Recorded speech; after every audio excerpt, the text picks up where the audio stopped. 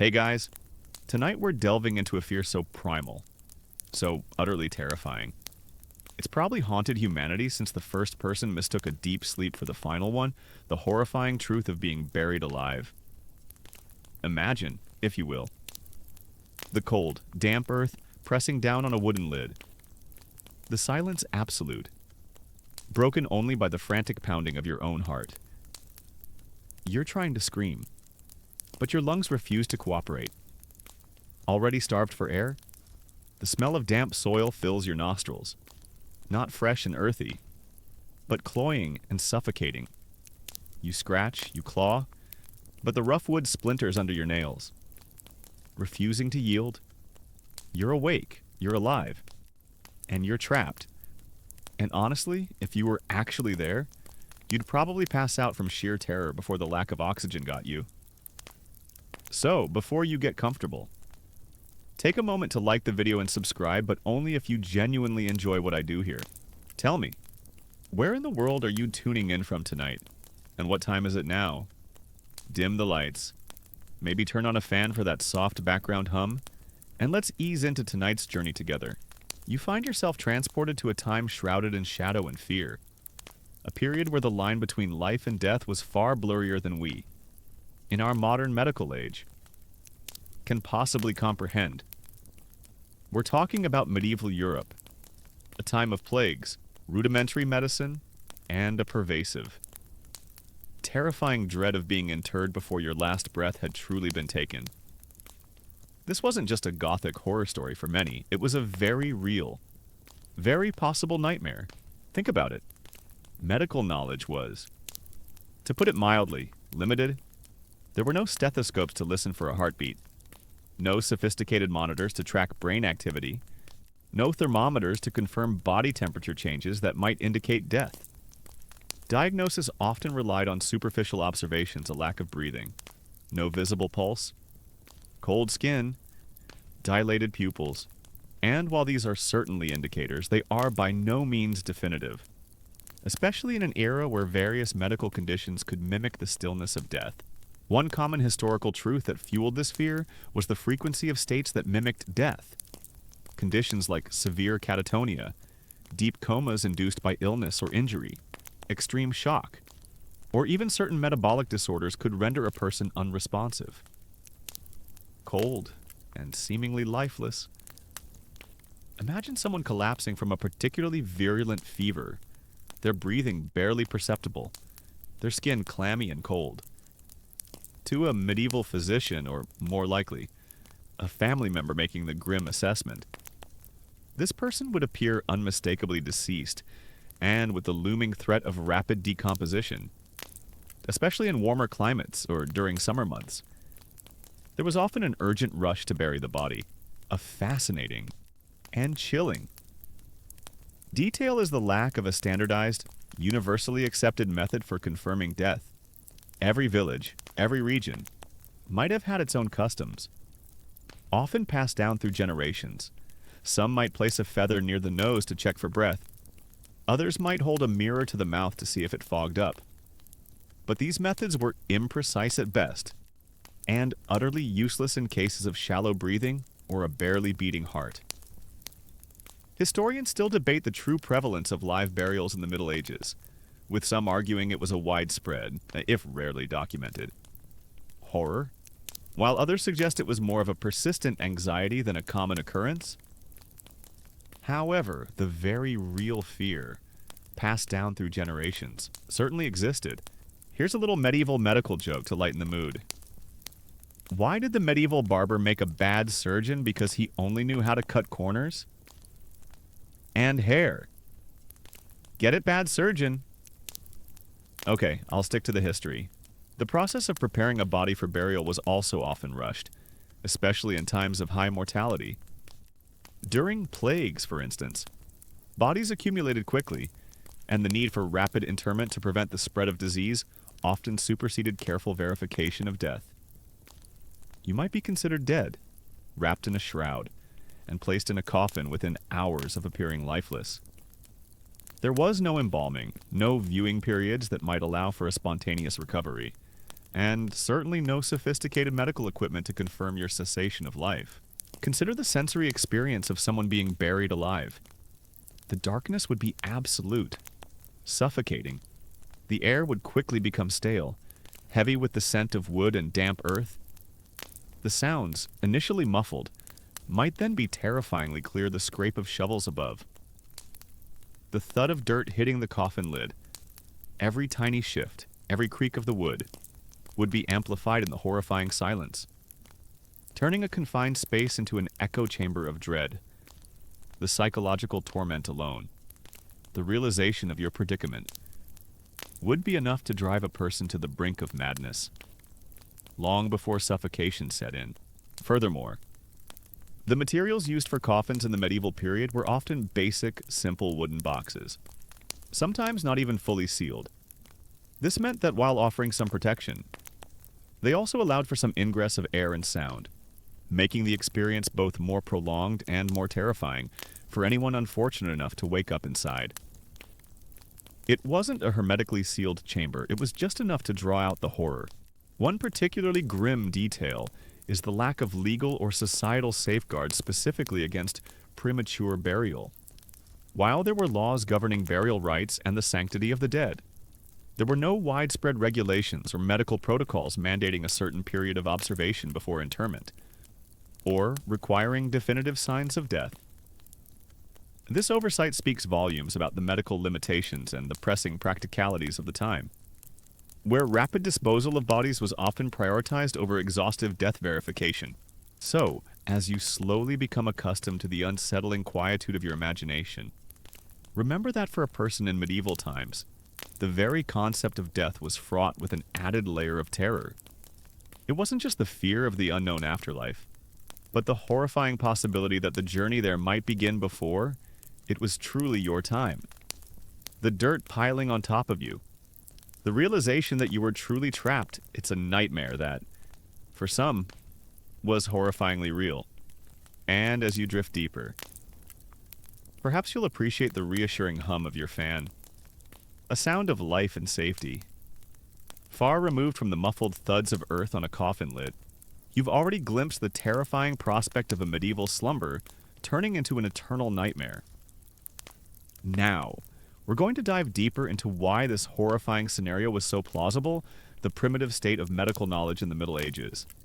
Imagine a world where the most complex medical tools were a sharp knife and a handful of herbs, and the understanding of the human body was largely based on ancient theories and guesswork.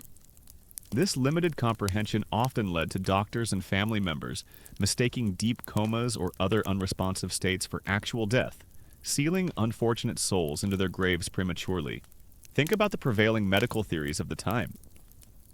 The dominant medical system was based on Galen's humoral theory, which posited that the human body was governed by 4 essential fluids or humors: blood, phlegm, yellow bile, and black bile. Health was a state of balance among these humors, and illness was an imbalance. Treatment often involved practices like bloodletting, purging, or cupping, all aimed at restoring this balance. While seemingly logical in their framework, these theories had little to no basis in observable anatomy or physiology, often leading to treatments that were ineffective or even harmful. One common historical truth is that the concept of brain death, or even accurate circulatory death, was entirely unknown, without an understanding of how the brain or heart truly functioned, and lacking the technology to monitor them. Medieval practitioners relied on outward signs. A person in a deep coma, perhaps due to a stroke, a severe head injury, or a prolonged illness, could appear remarkably similar to a corpse. Their breathing might be so shallow it was imperceptible, their pulse so faint it couldn't be felt, and their body temperature might drop, particularly in a cold, unheated medieval home. A fascinating and tragic detail is the vulnerability of infants and children to premature burial. Infancy was a period of incredibly high mortality, and children were susceptible to a myriad of diseases that could induce coma-like states, such as severe dehydration, extreme fever, or certain neurological conditions. A child might fall into such a state, appear to cease breathing and be quickly declared dead. Especially given the emotional distress and urgency surrounding child deaths, the tenderness of their bodies and the difficulty in detecting subtle signs of life would have made them particularly susceptible to this horrifying fate. Historians still debate the extent to which medieval doctors recognized various forms of suspended animation or deep comas. While some texts hint at awareness of such states, there was no consistent or reliable methodology to distinguish them from actual death across different regions or practitioners. Here's a slightly morbid, but relevant, medieval joke. Why did the medieval patient refuse to pay the doctor? Because he heard the diagnosis was grave. Get it, grave, as in serious. And also where you end up. The lack of proper diagnostic tools was a significant handicap. There were no stethoscopes to amplify faint heartbeats, no mirrors to check for fogging breath, though some folk remedies attempted this. They were unreliable, and certainly no understanding of reflexes or neurological responses. Diagnosis was often a matter of educated guesswork, intuition, and a heavy reliance on the patient's and family's observations, which could be clouded by grief, fear, or a desperate desire for an end to suffering. Furthermore, the concept of death was often culturally defined and intertwined with religious belief. The moment of death was frequently associated with the departure of the soul. If a person appeared to stop breathing and their body became cold and still, it was readily assumed the soul had left, and the body was merely an empty vessel. This spiritual understanding, while deeply comforting in its context, unfortunately contributed to the readiness with which a body might be prepared for burial without exhaustive physical verification. Consider the role of epidemics like the Black Death, when plagues swept through communities. The sheer volume of dead bodies overwhelmed any pretense of careful death verification. The priority shifted to rapid disposal to prevent further spread of disease. Bodies were often collected quickly, wrapped in shrouds, and placed in mass graves or individual plots with terrifying haste.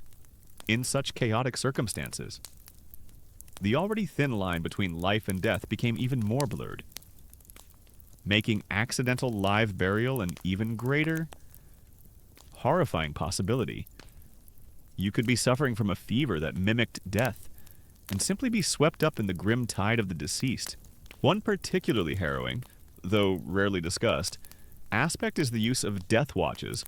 While this practice was more common in later centuries, some form of vigil would have existed. However, these watches were often performed by grieving, exhausted family members who lacked medical training and might misinterpret subtle signs of life, or simply be too distraught to notice them. A faint sigh, a twitch of a finger, might be dismissed as residual muscle spasms or the imagination of the bereaved, rather than a desperate sign of life.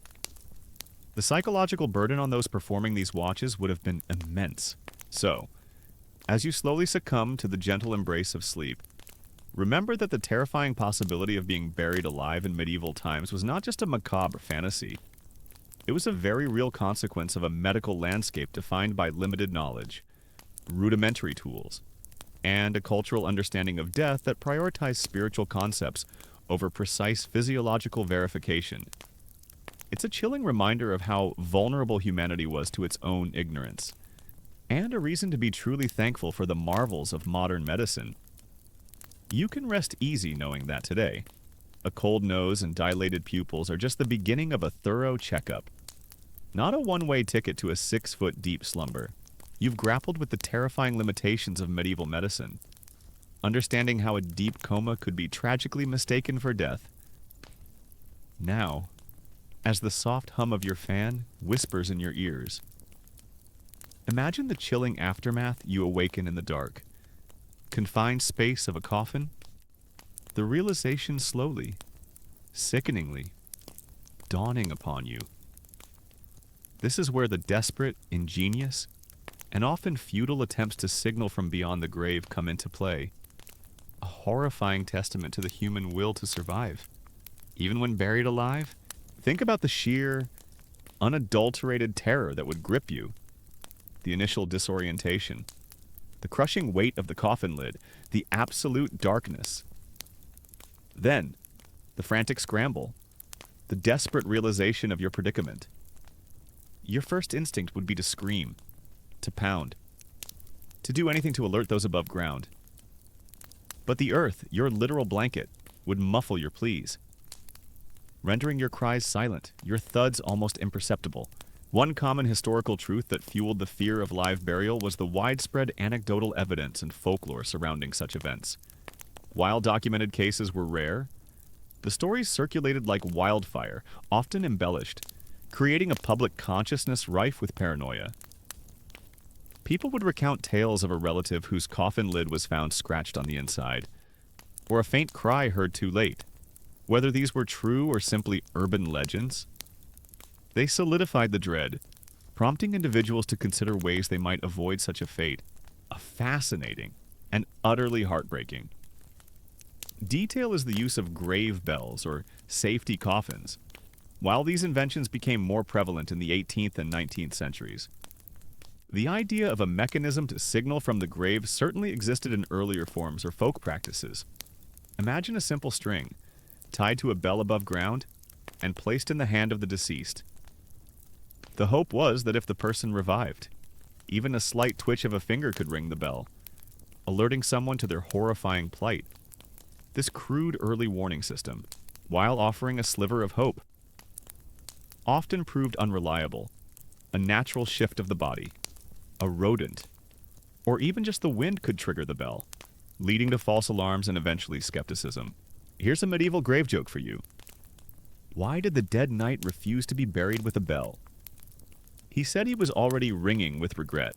Historians still debate the true effectiveness and widespread adoption of such early signaling devices in the medieval period. While the concept was present, the technology was rudimentary, and genuine rescues were likely incredibly rare. The fear, however, was very real, and the desire for any potential safeguard was strong, even if it provided little practical benefit. This points to the psychological impact of the fear, prompting people to seek any possible reassurance. Consider the sensory environment inside that coffin. The air would grow stale quickly, carbon dioxide building up. Your body, if you were conscious, would feel the chill of the confined space, the dampness seeping in. Your ears, hyper alert, would strain for any sound from above. A passing cart, a distant dog bark, anything that might signify life and a chance for rescue. But often, there would be only silence, punctuated by the horrifying sounds of your own desperate struggles. The psychological torture of knowing you were close to the surface, yet utterly unable to communicate, would be immense. Furthermore, the act of pounding on the coffin lid, while instinctive, was often a futile endeavor. Medieval coffins, while not always robust, were designed to contain a body for burial. The thick wood, often several inches deep, combined with the layers of earth above, would absorb most of the impact. Any sound that did escape would be muffled, easily mistaken for the creaks of settling wood or the movements of unseen creatures. Imagine exhausting yourself, bruised and battered, your knuckles raw, only to realize your efforts are entirely in vain. One particularly grim, and less commonly known aspect of these desperate signals was the risk of false awakenings or dreaming of being buried alive. In an era rife with such fears, a person experiencing a deep coma or a near-death state might have vivid, terrifying dreams of their impending burial, which, upon their actual recovery, would be interpreted as a genuine escape from a live burial. These stories, even if not literally true, would further fuel the widespread anxiety. It's a testament to how deeply ingrained this fear was in the collective consciousness. So, as you slowly succumb to the deep, dreamless quiet, remember that the terrifying fear of premature burial wasn't just a product of medical ignorance. It was amplified by the profound psychological dread of being utterly helpless and alone in the face of death. The desperate attempts to signal, however futile, speak to the enduring human spirit to fight for life, even when trapped beneath the earth, and as you finally drift into your own safe, confirmed slumber. Perhaps you'll appreciate the reassuring thought that no bell needs to be tied to your finger tonight. You've descended into the dark, silent world of the prematurely buried, understanding their frantic, futile struggles.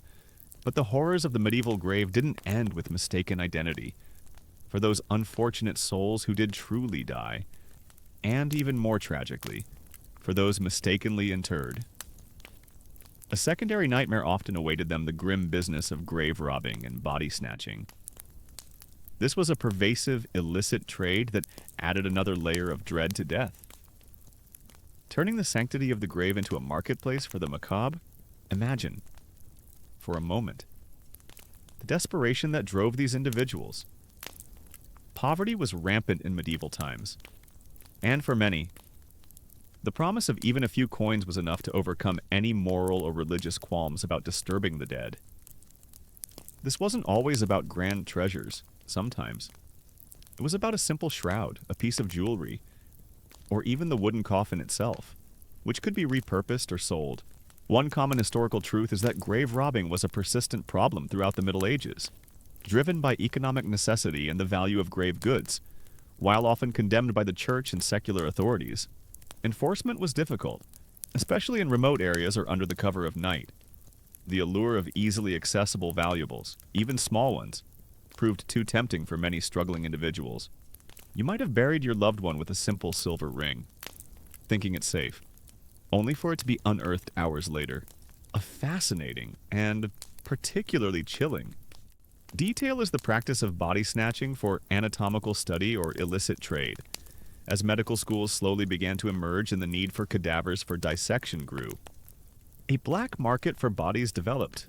Graveyards became prime hunting grounds for resurrectionists or body snatchers who would exhume recently buried corpses to sell them to anatomists. Imagine being buried, only to be dug up and wheeled into a dimly lit dissection room. Your body now a tool for medical learning. Or worse, for a macabre carnival show? This wasn't about treasure, it was about the desecration of the body itself for a grisly profit.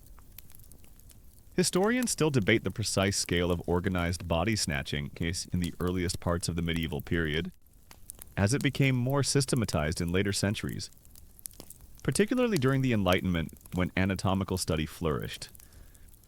However, opportunistic removal of bodies for various purposes certainly occurred. Here's a dark graveyard joke for you. Why did the grave robber get a promotion? Because he was really good at digging up new opportunities. The fear of grave robbing was so pervasive that it influenced burial practices. Families might opt for deeper graves, or place heavy stones on top to deter diggers. Sometimes, desperate measures were taken, like burying the deceased in a cheap, shallow grave to give the appearance of having been robbed, hoping that a more valuable coffin or jewelry would be overlooked by genuine thieves looking for richer pickings. It's a grim calculus of risk and reward. Even in death, consider the perspective of someone who had been mistakenly buried alive. If they were to regain consciousness in the coffin, their horror would multiply upon hearing the telltale sounds of shovels above ground. Not of a rescue party, but of individuals actively trying to unearth them. The realization that their potential saviors were, in fact, robbers would be a final, crushing blow. You might escape the suffocation, only to face a brutal end at the hands of a desperate thief, or to simply be left exposed to the elements once your value had been stripped away. Furthermore, the consequences for grave robbers, if caught, were severe, while sometimes difficult to enforce. Medieval law, both secular and ecclesiastical, viewed grave robbing as a heinous crime, often punishable by public flogging, mutilation, or even execution. This reflected the deep societal respect for the dead and the sanctity of their final resting place. Even if that respect was often challenged by economic desperation, the fear of divine retribution was certainly present. But the very real threat of earthly punishment was often a more immediate deterrent. one particularly grim and less commonly known. Aspect of this trade involved the removal of specific body parts for magical or superstitious purposes. In some folk beliefs, certain organs, bones, or even hair from the recently deceased were believed to possess magical properties and could be used in various charms or potions.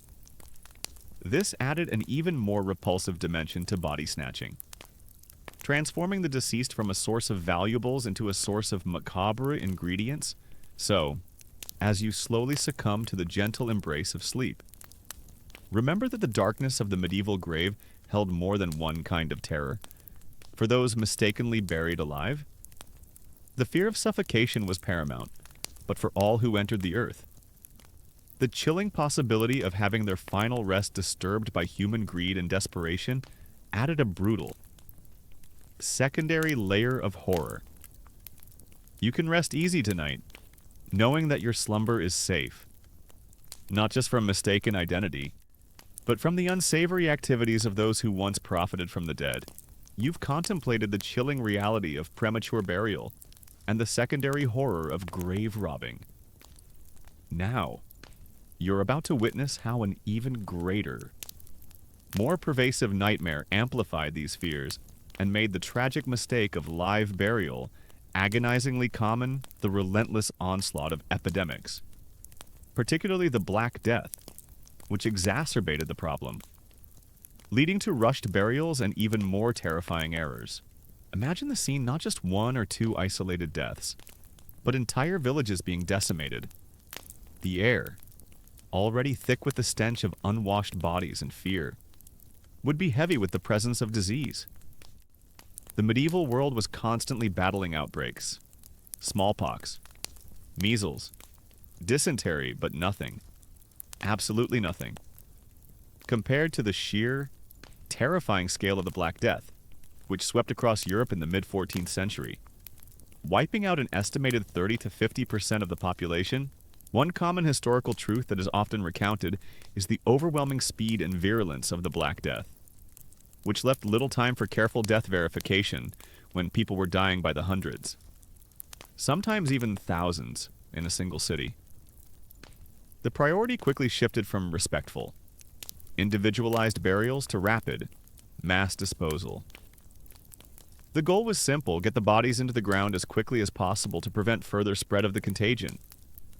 This grim efficiency had a terrifying side effect: it vastly increased the chances of someone being buried while still alive, albeit in a deep, plague-induced coma. A fascinating and utterly heartbreaking detail is the practice of plague pits, or mass graves, as cemeteries overflowed and individual burials became impossible. Large trenches were dug, often quickly, and bodies were piled in, sometimes with little more than a thin layer of earth between them. Imagine the chaotic scene carts laden with corpses trundling through the streets, the desperate cries of the sick, and the grim-faced burial teams working around the clock. In such a scenario, confirming individual death with any degree of certainty was a luxury that simply couldn't be afforded. You could be lying in a deep fever, seemingly lifeless, and find yourself tossed onto a cart with truly deceased victims, destined for a communal grave. Historians still debate the specific protocols, if any, for death verification during the peak of plague epidemics, as evidence is scarce and conditions varied wildly by region and severity of outbreak. However, it's widely accepted that expediency often trumped thoroughness.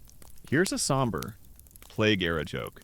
Why did the medieval doctor always carry a long stick to keep his social distance, and to check if you were really dead before he got too close? The psychological impact of these pandemics on the living was immense. Fear, panic, and overwhelming grief would have clouded judgment.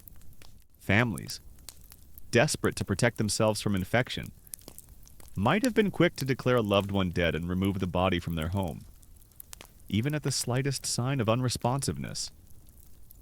The emotional toll, combined with the lack of medical understanding, created a perfect storm for fatal errors. You wouldn't linger over a loved one's seemingly lifeless body, praying for a sign. You'd be desperate to get them away, for your own survival. Furthermore, The scarcity of healthy labor during these outbreaks meant that even those responsible for handling the dead were often exhausted, ill, or simply overwhelmed. The gravediggers, often poorly paid and highly exposed, would have been working under immense pressure, rushing through their grim duties. Their focus would have been on moving bodies, not on meticulous death verification. This meant that any faint breath or subtle movement from a person in a deep coma would likely go unnoticed in the frantic rush. Consider the role of sudden death in these epidemics. While many victims suffered prolonged illness, others would collapse and die rapidly, leaving little time for observation. This suddenness would have further contributed to the fear of being taken unexpectedly, and, by extension, the fear of being declared dead too soon. The body might still be warm, but if all outward signs of life ceased suddenly, in the midst of a terrifying plague, it would be easy to assume the worst and act quickly. One particularly grim, and less commonly known aspect of this period was the impact of starvation and malnutrition on death verification during and after severe epidemics. Food shortages were common. Malnutrition could lead to extreme weakness, lethargy, and a state of near unresponsiveness that could be easily mistaken for death. Especially in the very young or very old, these individuals, already weakened by lack of food, would have been even more vulnerable to being misidentified as deceased and prematurely buried.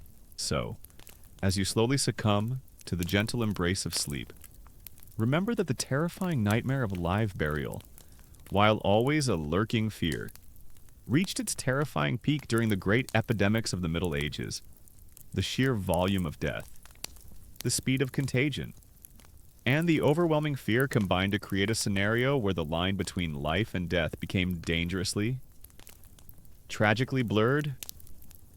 You can rest easy tonight, knowing that the carefully regulated, sterile environment of modern hospitals is a far cry from the chaotic, plague-ridden streets where life and death were often a matter of a hasty glance and a shovel.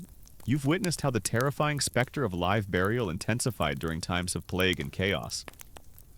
Now, as the soft, rhythmic hum of your fan continues its soothing lull, we'll explore a different kind of propagation, how this chilling fear permeated the very fabric of society, shaping its stories, its beliefs, and even its most solemn rituals. Imagine a world where the possibility of waking up 6 feet under wasn't just a fleeting thought, but a persistent, unsettling dread that colored perceptions of death itself. This wasn't merely a niche anxiety.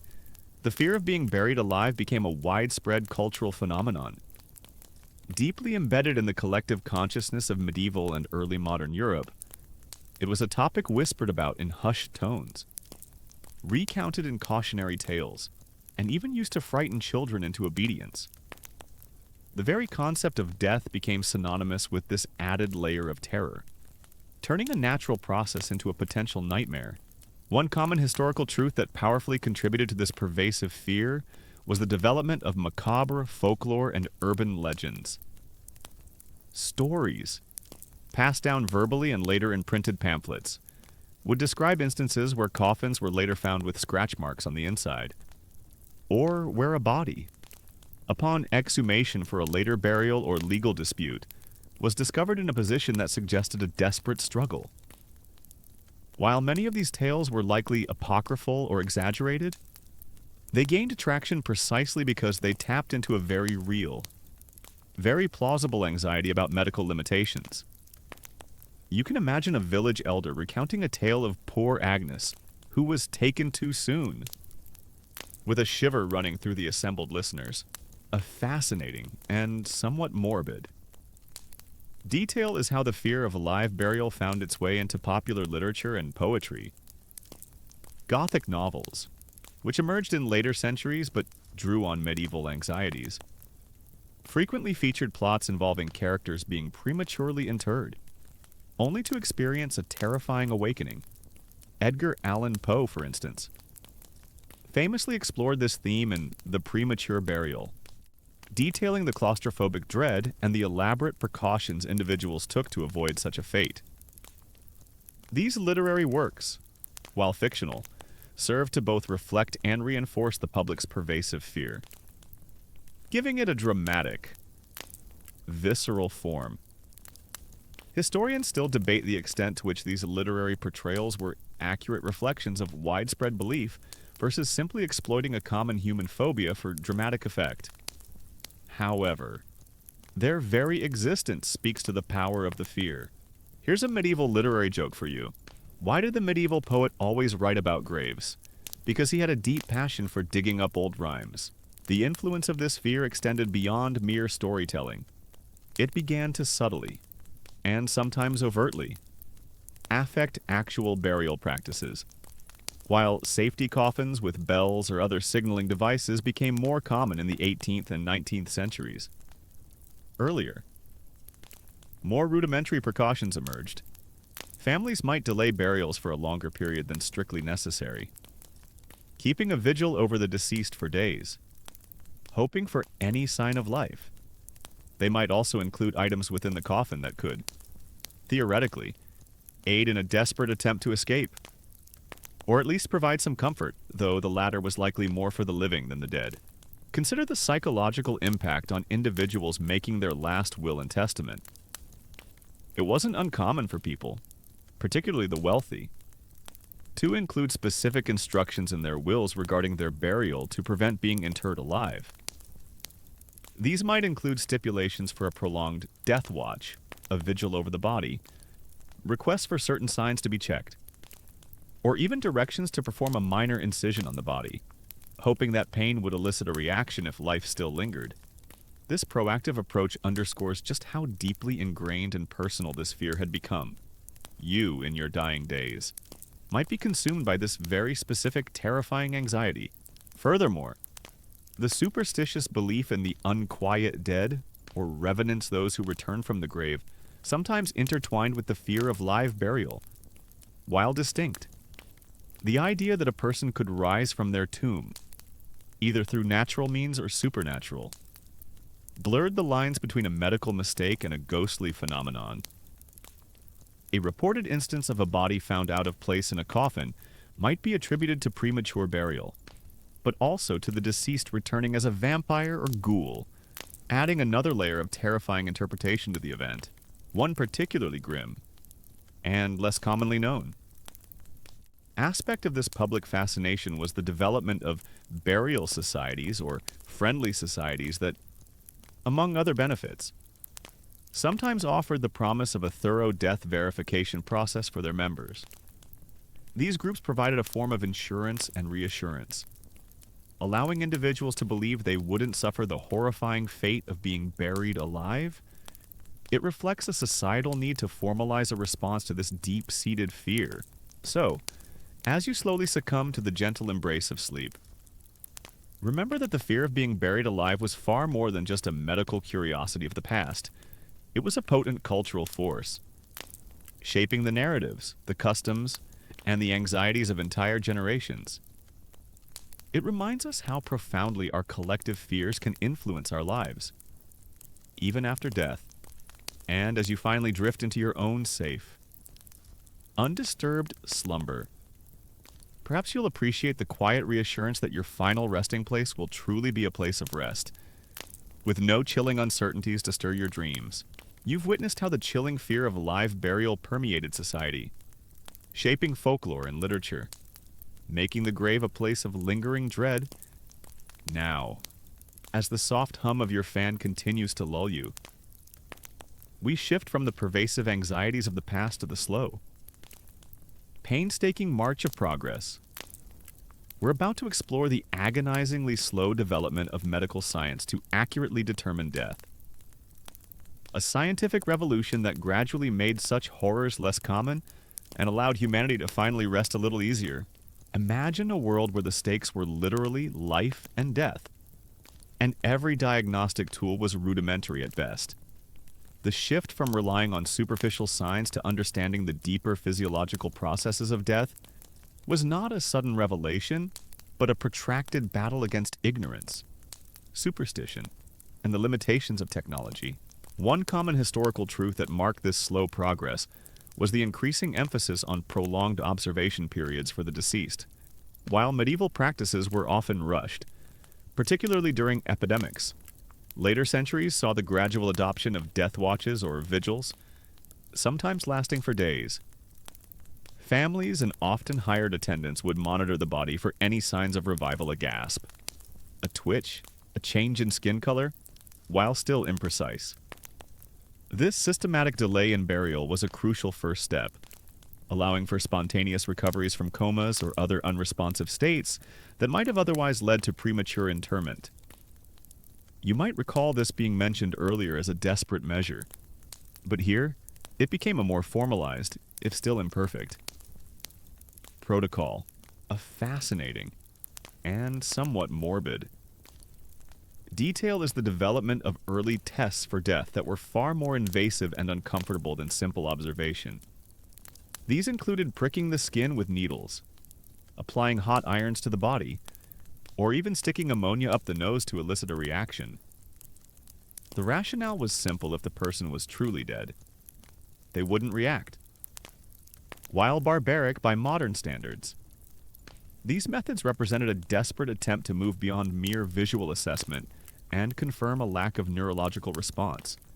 Historians still debate the ethical implications of these early, invasive death tests, and whether they sometimes caused further distress or injury to individuals who might have been in a comatose state. However, they highlight the urgent need felt by practitioners to be absolutely certain before burial. Here's a medical history joke for you. Why did the medieval doctor get confused by the new pulse check method? Because he thought it was a dance move. The rise of the Enlightenment and the subsequent scientific revolution in the 17th and 18th centuries played a pivotal role in changing medical understanding, as anatomical studies became more common and accepted, often fueled by the illicit trade of body snatching. As we discussed, physicians gained a much deeper understanding of the human circulatory, respiratory, and nervous systems. This empirical knowledge began to challenge the humoral theories that had dominated medicine for centuries. Suddenly, doctors weren't just guessing about humors, they were observing, dissecting, and forming theories based on physical evidence. Consider the invention and widespread adoption of new medical instruments. The stethoscope, invented in the early 19th century, was a game changer. For the first time, a physician could clearly hear the faint beating of a heart or the almost imperceptible whisper of breath within the lungs. This single invention dramatically reduced the likelihood of misdiagnosing death. Imagine the relief of a doctor, no longer relying on a mirrored breath, but on the clear thump-thump of a heart, or its definitive absence. This was a technological leap that directly addressed the core problem of distinguishing life from death. Furthermore, the establishment of formalized medical education and professional societies gradually led to standardized practices and a sharing of knowledge. Instead of individual practitioners making their own assessments based on local folklore, there was a growing movement towards evidence-based medicine and established protocols for death certification. This meant that the verification of death slowly became less arbitrary and more scientifically rigorous, leading to a much higher degree of certainty, one particularly significant, though often overlooked aspect was the growing understanding of conditions that mimicked death. As medical knowledge advanced, physicians became better at recognizing and differentiating between genuine death and states like deep coma, catalepsy, a trance-like state, severe fainting, or even the effects of certain poisons that could induce a death-like state. This increased diagnostic acumen directly reduced the number of individuals who might have been mistakenly declared dead. So, as you slowly succumb to the gentle embrace of sleep, remember that the long, arduous journey from fear to reassurance was paved by the relentless pursuit of scientific knowledge. The development of medical instruments, a deeper understanding of the human body, and the establishment of rigorous diagnostic protocols gradually lifted the terrifying shadow of premature burial. You can rest easy tonight, truly confident that the complexities of modern medicine ensure your slumber is peaceful, undisturbed by the anxieties that plagued generations past. You've traced the painstaking progress of medical science, observing how gradual advancements began to dispel the terrifying specter of live burial. Now, as the soft, steady hum of your fan continues to soothe you, we'll turn our attention to a fascinating and sometimes, frankly, comical response to this pervasive fear: the bizarre and often ingenious inventions designed specifically to prevent premature interment. Ranging from simple bells to elaborate breathing tubes, imagine the collective anxiety of a society grappling with this dread. If medical science couldn't offer absolute certainty, then perhaps technology could. This led to a peculiar, yet earnest, wave of innovation. Driven by the desperate desire for reassurance against such a horrifying fate, one common historical truth is that the late 18th and 19th centuries saw a surge in patents for safety coffins and related devices. This era, characterized by both increased scientific inquiry and a lingering fear of medical incompetence, provided fertile ground for inventors to propose solutions to the problem of live burial. It wasn't just a niche concern, it was a recognized problem, sparking a creative, if sometimes outlandish, burst of engineering, a fascinating and undeniably chilling. Detail is the ubiquity of the bell system. This was perhaps the most iconic. And indeed, the origin of the common phrase, "saved by the bell." The concept was simple: a string or cord would be attached to the deceased's hand inside the coffin, leading up through the earth to a bell positioned above ground. The idea was that, if the individual revived, a simple tug would ring the bell, alerting a caretaker or passing gravedigger. While conceptually sound, in practice, these systems were prone to false alarms from settling earth, animals, or even decomposition gases causing involuntary movements, leading to skepticism and often the neglect of such bells. Historians still debate the practical effectiveness of these bell systems. While theoretically sound, the psychological impact of false alarms and the logistical challenge of constant vigilance likely rendered them more symbolic than truly life-saving. Here's a safety coffin joke for you. Why did the inventor of the bell coffin become a famous musician? Because he had a ringing endorsement for his work, beyond the bell. Inventors concocted a truly diverse array of mechanisms. Some designs included breathing tubes or ventilation systems that ran from the coffin down to the surface, ostensibly to provide air for the revived individual. Imagine a small pipe sticking out of the ground, a silent sentinel waiting for a breath, while certainly providing oxygen. These tubes also created pathways for insects, rodents, and moisture, making the coffin a far less sanitary or peaceful resting place. Plus, the psychological horror of breathing through a narrow tube while trapped underground is a nightmare in itself. Consider the more elaborate, almost Rube Goldberg-esque contraptions. Some safety coffins incorporated spring-loaded lids that would pop open with a slight movement from the occupant, or even flagpoles that would extend upwards as a visual signal. There were designs with small windows for observation, or even systems where a small pistol would fire a blank, or a flare would be launched. Upon movement from within, these were often complex, expensive, and utterly impractical, but they speak volumes about the desperate human need for reassurance. You, the deceased, might have your last moment spent attempting to trigger a complex series of levers and pulleys, rather than struggling for air. Furthermore, the cost and social status associated with these inventions meant they were largely available only to the wealthy.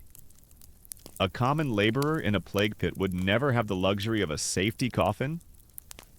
This highlights a grim class divide even in death, where the privileged few could afford a modicum of reassurance against this particular horror, while the vast majority remained vulnerable to the whims of fate and rudimentary medical practices.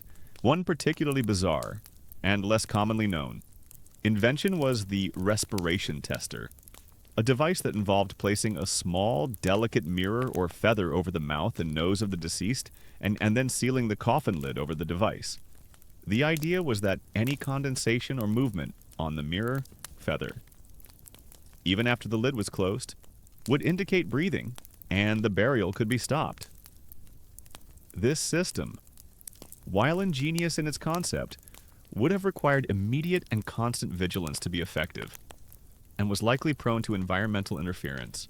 So, as you slowly succumb to the gentle embrace of sleep, remember that the morbid fear of premature burial spurred a unique, and sometimes utterly strange, era of invention, from simple bells to elaborate, fantastical contraptions. Humanity desperately sought technological solutions to a problem rooted in medical ignorance. You can rest easy tonight, truly thankful that your peace is guaranteed not by a ringing bell, but by the certainty of modern medical science. Ensuring your slumber is genuinely undisturbed, you've witnessed the ingenuity, and sometimes the absurdity, of past attempts to prevent live burial, a testament to humanity's desperate struggle against a terrifying uncertainty.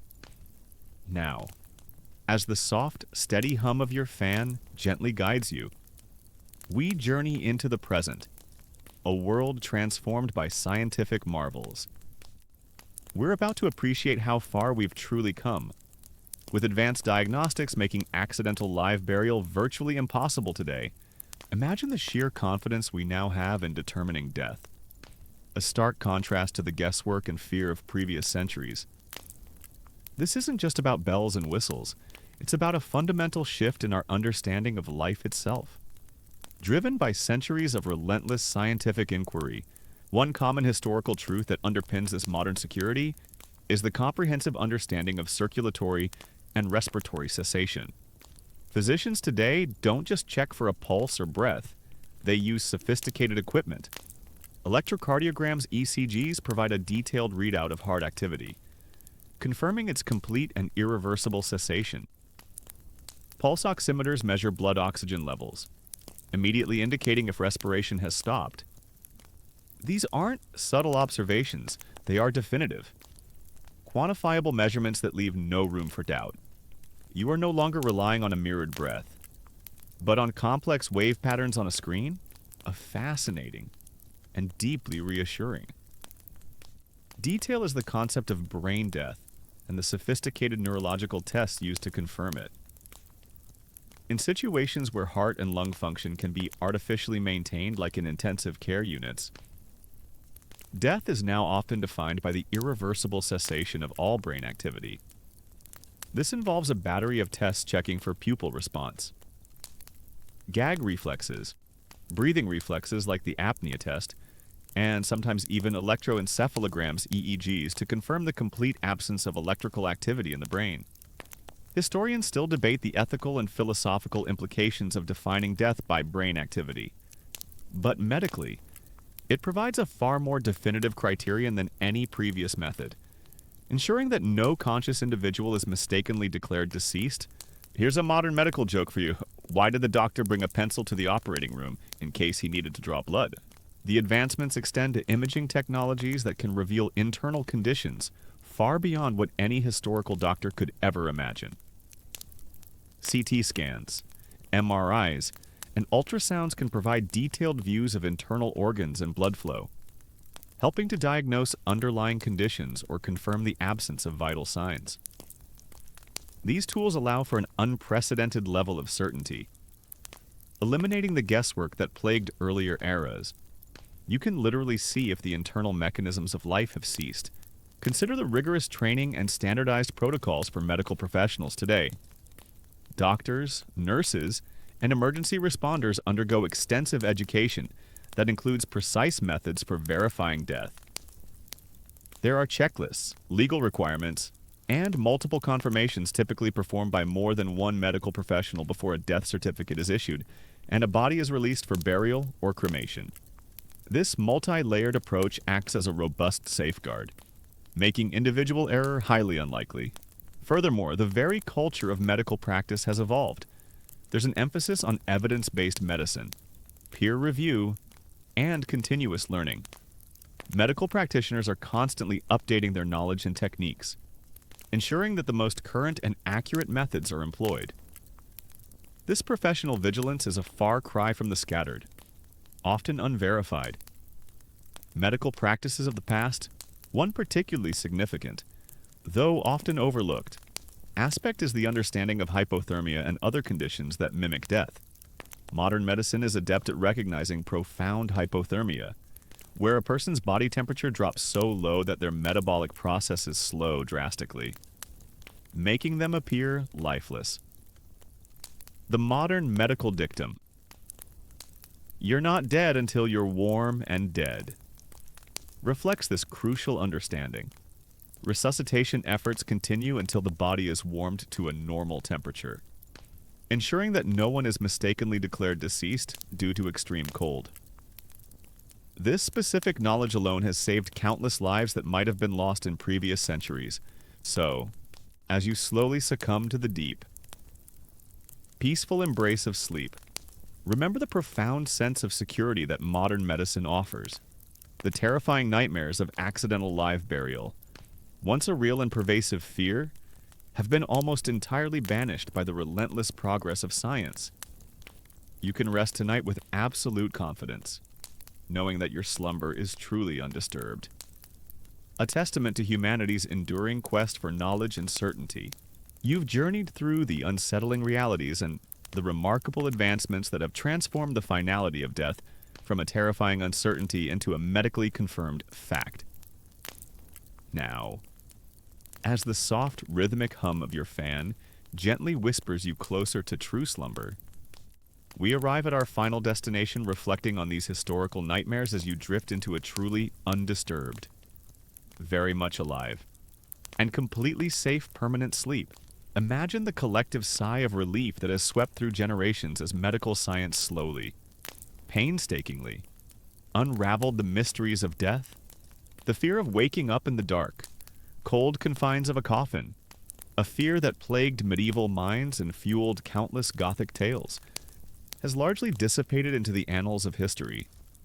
It's a testament not just to scientific progress, but to humanity's enduring drive to understand and control its own destiny, even in its most vulnerable moments.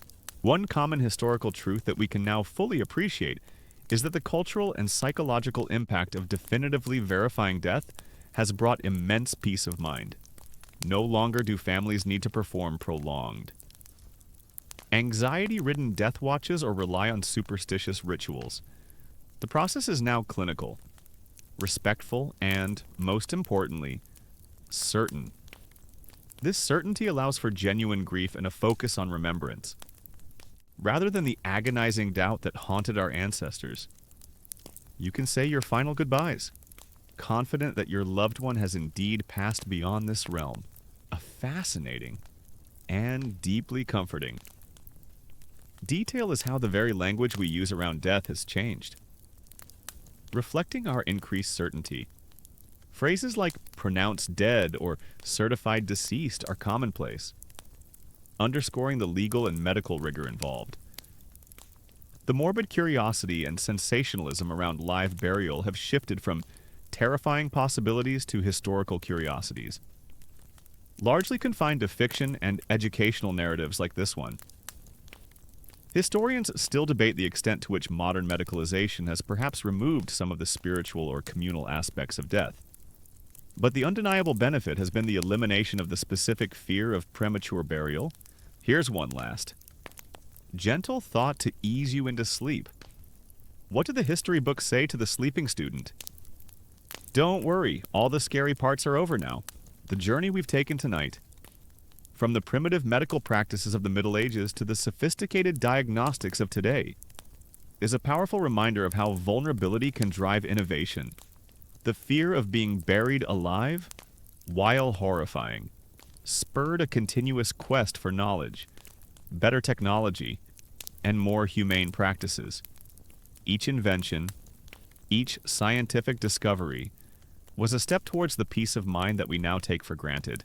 Consider the stark contrast a medieval person, perhaps suffering from a fever-induced coma, could be hurried into a shallow grave, their silent struggles unheard. You, tonight, are drifting off in comfort, surrounded by the quiet hum of modern life. your breath steady, your heart beating reliably. The very concept of your body being mistakenly interred is so far-fetched as to be almost amusing. A relic of a darker, less enlightened time.